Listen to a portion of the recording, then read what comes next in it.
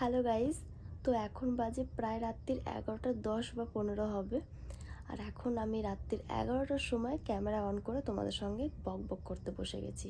তার কারণ আমার এক ফোঁটাও ঘুম আসছে না।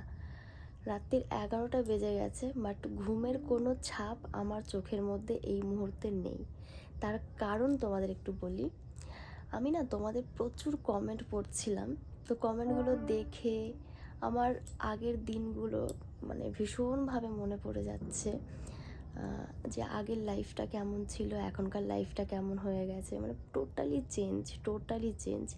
আগে কত কষ্ট করতাম, কত মানে কত কষ্ট করে চলেছি, আর এখন তো সেই কষ্টের বিন্দু মাত্র ছাপটাও বোধহয় আমার লাইফে এখন আর নেই। সবটাই তোমাদের জন্য, তাই তোমাদেরকে অনেক অনেক অনেক থ্যাঙ্কস আমাকে এতটা ভালোবাসা দেওয়ার জন্য, আমার লাইফ থেকে কষ্টগুলোকে একটু একটু করে দূর করে দেওয়ার জন্য।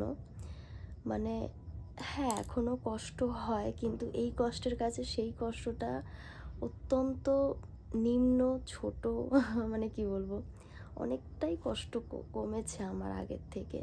তো ভাবলাম যে এত রাত্রেবেলায় মনের মধ্যে না কথাগুলো আসলো, তো ভাবলাম তোমাদের সঙ্গে একটু শেয়ার করি। কি বলবো, এখন হয়তো অনেকে হয়তো এটাকে ন্যাকামো বলবে, কিন্তু না, আমার কাছে এটা কোনো ন্যাকামো নয়। সত্যি কথা বলতে, মানে মানুষ দেখবে যখন একটা জীবনে কষ্ট করে, সেই কষ্টের দিন থেকে একটু যখন সুখের মুখ দেখতে থাকে, তখন দেখবে মানুষের একটু মনে পড়ে সেই কথাগুলো। সেম আমারও সেই কথাগুলো ভীষণভাবে মনে পড়ছিল। তো ভাবলাম চলো একটু ক্যামেরাটা অন করে তোমাদের সঙ্গে একটু আমার এই কথাগুলো শেয়ার করি। তো ব্যাস এইটুকুই।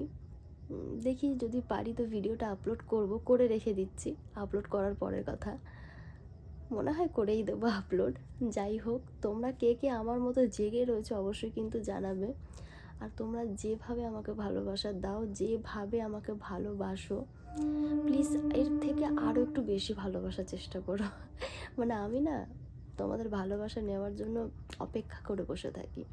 তো যাই হোক, এখন আমি অপেক্ষা করে রয়েছি, কারণ তোমরা যারা যারা জেগে রয়েছে তবে তারাই কিন্তু অবশ্যই আমাকে কমেন্ট বক্সে কমেন্ট করে জানিও যে হ্যাঁ দিদিভাই, আমিও জেগে রয়েছি। এই কমেন্টটা যেন আমি একটু পাই, প্লিজ প্লিজ। ঠিক আছে, চলো টাটা।